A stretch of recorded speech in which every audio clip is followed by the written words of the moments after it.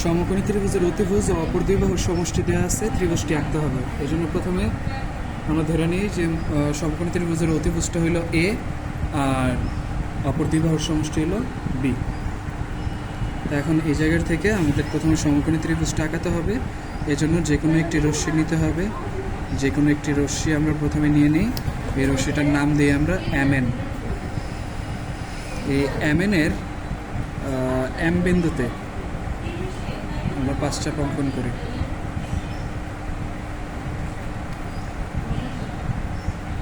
1 2 3 4 5।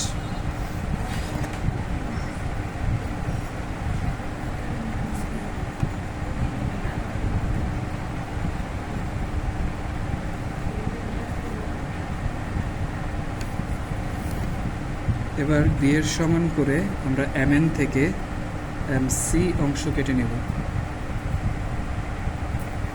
এটা একটু ছোট করে নিলে মেবি ভালো হয়। এতটুকু নিয়ে আপাতত যাতে আঁকতে সুবিধা হয়। এটা নিলাম আমরা কার মাপে? বি এর মাপে। এটার নাম দিয়ে আমরা সি।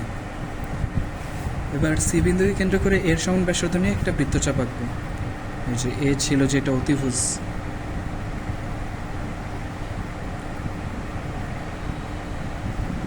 এর সমান, এটা সমান ব্যাসার্ধ নিয়ে আমরা একটা বৃত্তচাপ আঁকবো। আচ্ছা, এর আগে আমাদের এটা 45 ডিগ্রি করা দরকার ছিল। অর্ধেক যে কোনো মাপে 2টা চাপ আঁকতে হবে।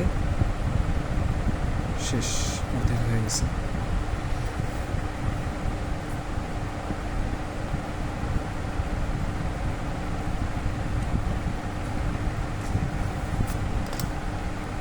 এবার আমরা এর মাপটা নিতে পারি, অর্থাৎ অতিভুজের মাপ।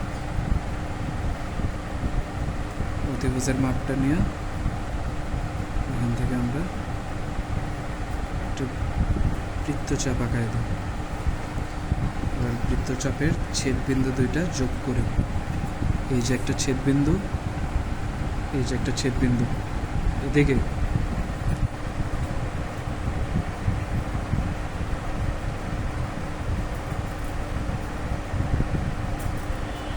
এখান থেকে দিলাম টান, এখান থেকে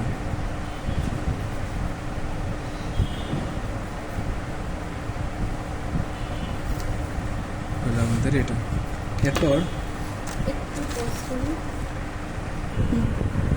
এবার এখান থেকে নিজের মন মতো একটি ব্যাসার্ধ নিয়ে একটি চাপ আঁকতে হবে।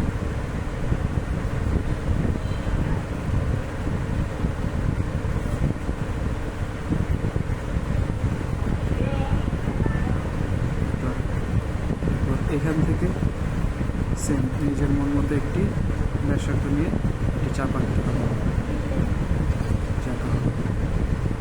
এখান থেকে এটাকে অর্ধেক করতে হবে।